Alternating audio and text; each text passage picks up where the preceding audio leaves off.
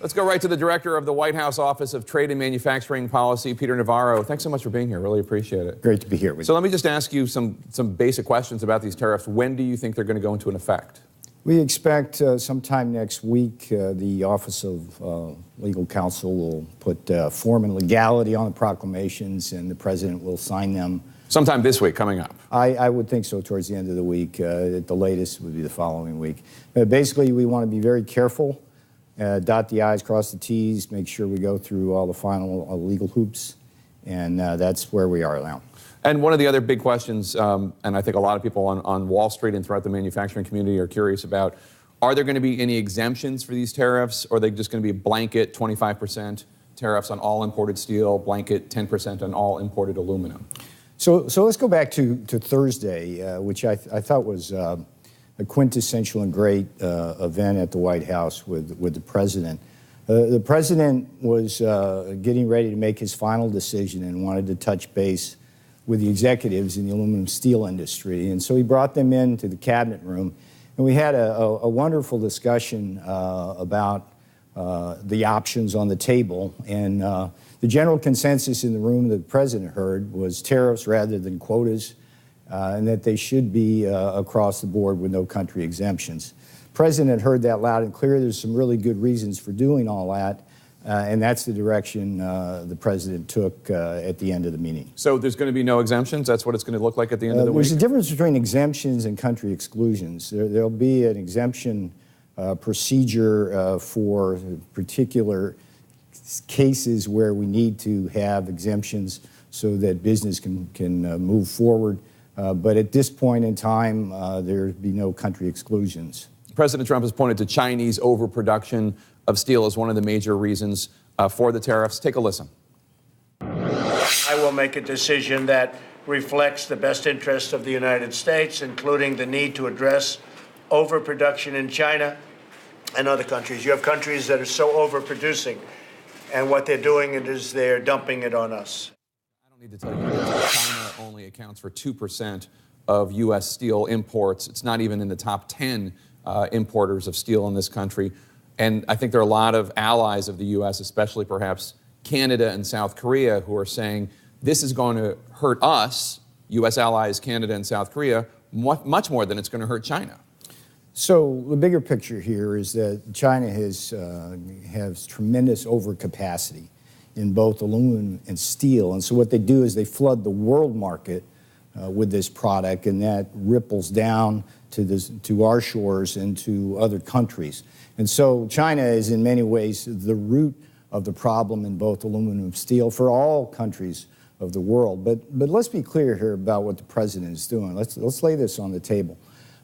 This is an action basically to protect our national security and economic security. The President was quite clear. We can't have a country that can defend itself and prosper without an aluminum and steel industry. I have a lot of questions for you about this national security exemption. One of them, of course, you're invoking it. World Trade Organization rules say this action can only be legally imposed using the national security exemption. The Pentagon wrote a memo about the tariff, saying indeed the unfair steel practices do create a national security problem. But the Pentagon also said that the U.S. should use targeted tariffs and avoid angering allies who are needed for other diplomatic national security reasons, such as Canada, such as South Korea. If you are invoking the national security exemption, should you not also be listening to the Pentagon on how to apply these tariffs? What I love about this President is he listens to all points of view, both within his government and outside, and then he makes the tough decisions. And in this case, he made the decision to go with 25% tariffs on steel, 10% on aluminum, across the board with no country exclusions. And that's the way to do it, I believe, because simply that, for example, 10% tariff on aluminum, as soon as you start exempting countries, you have to raise the tariffs on everybody else. As soon as you exempt one country, then you have to exempt another country. And so it's a slippery slope. So I understand what the Pentagon said. The President understands it very clearly. He heard all sides and he made a decision. Like I said, courageous, tough decision, and I think it's the right decision. From the perspective of Canada, let's just do that because they're the number one importer in the U.S. of steel. Sure. Canada would say, national security exemption, we fight with you in every war. Our soldiers are right next to your soldiers in every conflict? What possible scenario can you envision where we wouldn't supply you with steel and aluminum? So let's go back to what the 232 does. When we talked about it just a few minutes ago, we said national security and economic security broadly defined. And that includes having a strong manufacturing and a defense industrial base inside our borders, Jake, inside our borders. And so in the aluminum case, we have a situation now where import penetration is over 90%. We are literally on our last legs. And Canada is 40% of the market. And if you exempt Canada, then you have to put big tariffs on everybody else. So this is a measured, targeted approach. Lawrence Kudlow, Arthur Laffer, Stephen Moore, all three of them economists, big supporters of President Trump, campaign advisors to President Trump. They wrote in a CNBC article this weekend, quote, President Trump genuinely believes that his steel and aluminum tariffs will save thousands of blue-collar jobs. But even if tariffs save every one of the 140,000 or so steel jobs in America, it puts at risk 5 million manufacturing and related jobs in industries that use steel. And this is an argument that you hear from a lot of Republicans. You might be protecting 140,000 Americans and hurting millions more. Sure, and I know Larry, I know Steve. We were brothers in arms during the campaign. And I'm totally in sync with them, as the president is, on things like deregulation and tax cuts. But Larry and Steve have never, ever supported the president on trade. And when the president ran against 16 other Republican candidates, all 16 of those candidates didn't embrace his trade agenda either. And guess what? He beat them. So Larry, Steve, they can have their points of view, and I agree with that, but they're dead wrong on the economics because there's no downstream effects here. There's only the president, for national security and economic security purposes, saving and defending our steel and aluminum industries. And as the president said, we can't have a country without those industries, and I believe that. One last question for you, sir. The last time something like this was attempted, they were much more targeted steel tariffs by the Bush administration in 2002.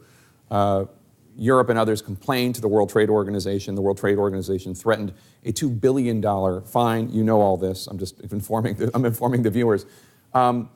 So there's every reason to believe that the WTO will object and try to take action against the United States. Will the United States consider leaving the World Trade Organization under President Trump?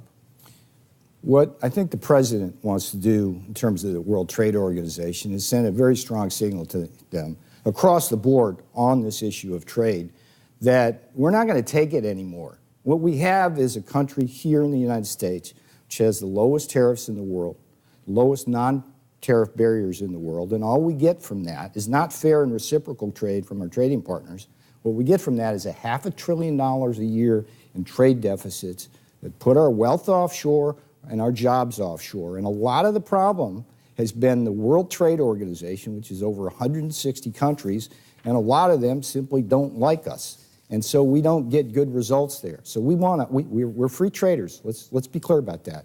Everyone in that White House is a free trader, but we are fair and reciprocal traders, and the World Trade Organization, I think, needs to change with the times. If they don't change, yes or no, is the Trump administration considering leaving the WTO? You know that's a provocative question. That's down the road. Well, President Trump trashed the WTO in a speech yesterday. And rightly so. And rightly so. Well, I'm just saying it doesn't come from nowhere. The best case scenario here is that the world wakes up to the fact that we're not going to take it anymore. We want fair and reciprocal trade, and the World Trade Organization needs to adapt accordingly. Okay, but you're not going to entertain the worst case scenario. You're just giving the best case scenario. Worst case scenario, President Trump says to the WTO, we're thinking about leaving? I asked and answered. Okay. Last question for you. You've had major disagreements with the director of the National Economic Council, Gary Cohn, one of the president's top economic advisors. It's been reported he's now mulling resignation after losing this disagreement with you over tariffs. Would you be sad to see Gary Cohn go? That's a great question. Look, I was with Gary and the president Thursday afternoon. He was in great spirits. Gary and I actually get along very well, and we agree on more things than we disagree. For example, on deregulation, on tax cuts. You may be surprised to know that we are perfectly aligned on the China question. So Gary and I basically have very differing opinions The president loves that. He wants to hear all sides of the argument. So he's a valued member of the team, and it's up to Gary whether he goes or stays, but I like working with the guy. Peter Navarro, it's always a pleasure. Thank you so much for being here.